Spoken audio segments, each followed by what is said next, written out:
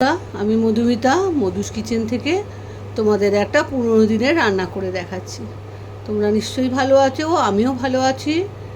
আর একটা পুরনো দিনের রান্না তোমাদের করে দেখাই, তোমরা রান্নাটা দেখো আর রান্নাটা করে খাবে, খেয়ে দেখবে কেমন লাগে।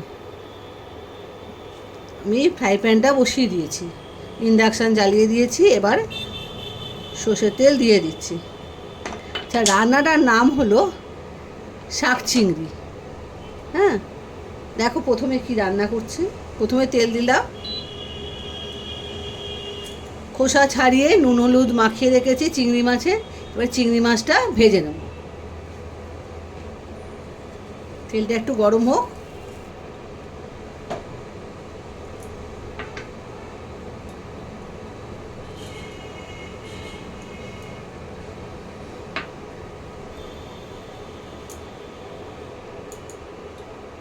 তেলটা গরম হয়ে এসছে, এবারে চিংড়ি মাছগুলো দিয়ে দিচ্ছি। এতে শুধু নুন আর হলুদ মাখানো আছে, আর কিছু নেই।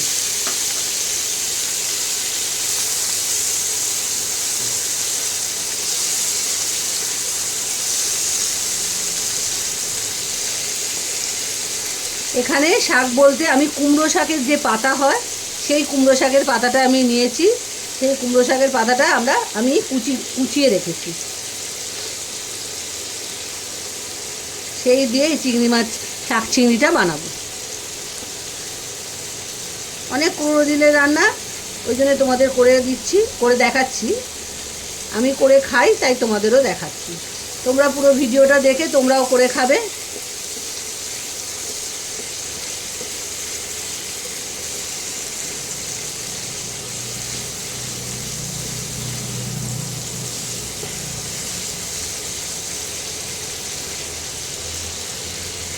চিংড়ি মাছ বেশি ভাজতে নেই, অল্প ভাজা হয়ে গেছে। এবার আমি তুলে নিচ্ছি।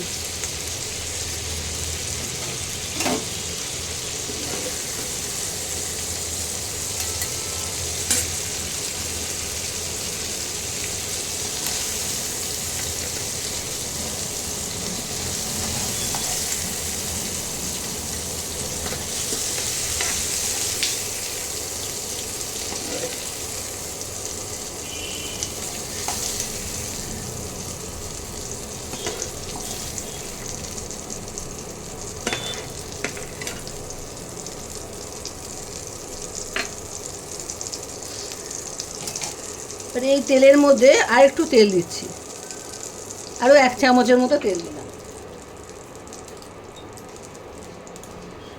একটু রসুন কুচি এর মধ্যে দিয়ে দিলাম।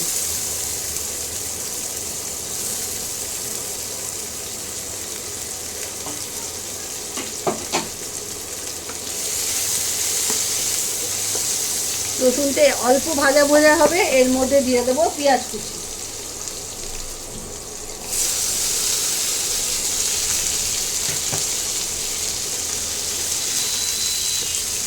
বন্ধুরা দেখো, পেঁয়াজগুলো ভাজা ভাজা হচ্ছে, আর একটু ভাজতে হবে। পেঁয়াজ ভাজা হলে এবার গুঁড়ো মশলাগুলো দিয়ে দেবো। কাঁচা গন্ধটা চলে গেলেই গুঁড়ো মশলাটা দিতে হবে। আর একটু হবে।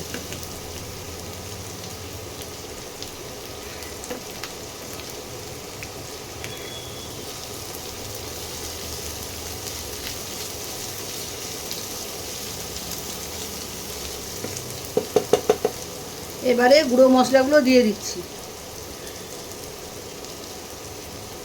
আন্দাজ মতো হলুদ,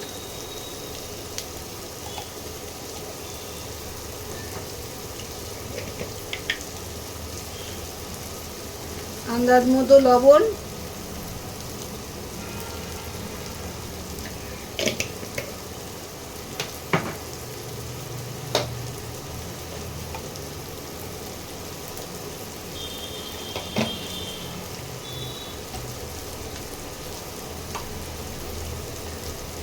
জিরে গুঁড়ো,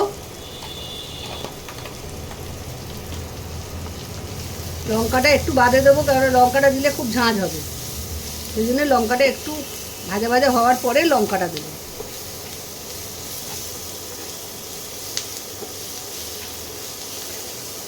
লঙ্কার গুঁড়োটা তোমাদের মন মতো দেবে, তোমরা যেরকম ঝাল খাবে সেই রকম দেবে। আমি অল্পই দিলাম, শাক ভাজা তো, শাক ভাজা, শাকের মধ্যে চিংড়ি মাছ, একটু ঝাল ঝাল বেশি হলে খেতে পারবে না,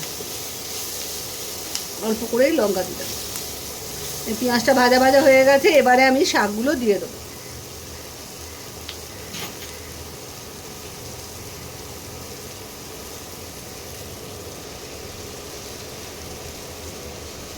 কুমড়ো শাকের পাতাগুলো কুচিয়ে আমি দিয়েছি।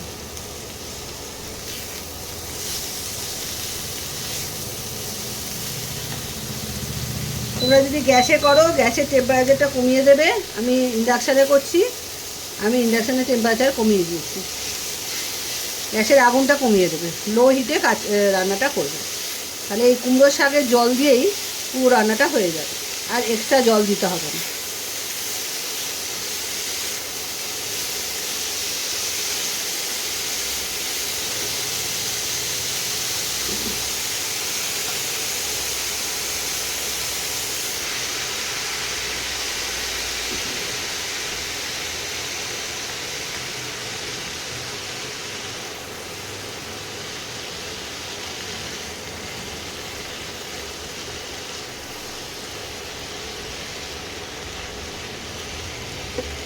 আস্তে আস্তে পুরো কুমড়ো শাকটা আমি দিয়ে দেবো।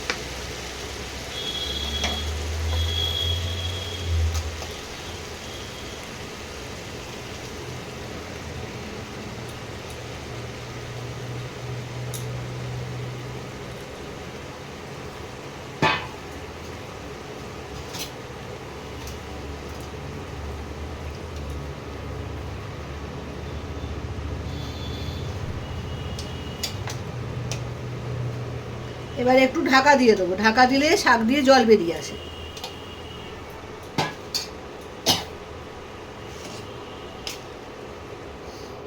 একটু ঢাকা দিই, 5 মিনিট বাদে আবার তোমাদের দেখাচ্ছি। বন্ধুরা, এবারে আমি ঢাকাটা খুলে দেখি কি অবস্থা।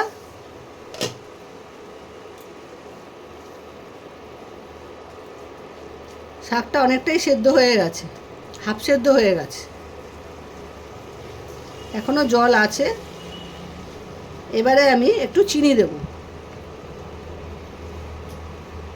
শাক তো, শাকে একটু চিনি না দিলে ভালো লাগবে না খেতে, অল্প করে। তোমাদের ইচ্ছে না হলে দেবে না, আমার বাড়িতে চিনি ছাড়া কেউ খায় না, তাই আমি মিষ্টি ছাড়া, সেই জন্য একটু দিলাম চিনি। তোমাদের যদি চিনি না খেতে চাও দেবে না। এবার চিংড়ি মাছটা দিয়ে দেবো, এই ভাজা চিংড়ি মাছটা এবারে দিয়ে দিচ্ছি।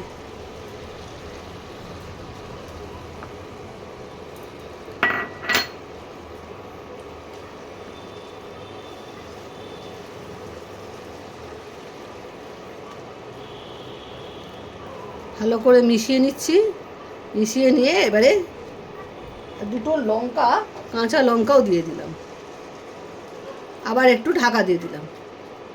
এটা গ্যাস কমিয়ে রান্না করতে হয়, কেননা এতে জল পড়ে না তো, ওই জন্যে একটু ঢাকা দিয়ে দিয়ে রান্না করতে হয়।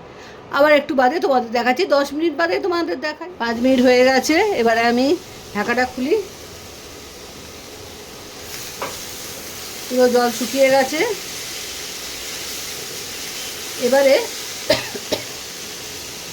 গোটা পোস্তর দানা একটু ছড়িয়ে দিতে হবে, বাটা নয়, এমনি পোস্তর দানা অল্প করে একটু ছড়িয়ে দিতে হবে, আর একটু সর্ষের তেল, এই দুটো দিলে এটা খেতে আরও ভালো হবে। ভালো করে মিশিয়ে নিই। এটা নামানোর আগে দিতে হয়, তবে জিনিসটা খেতে ভালো হয়।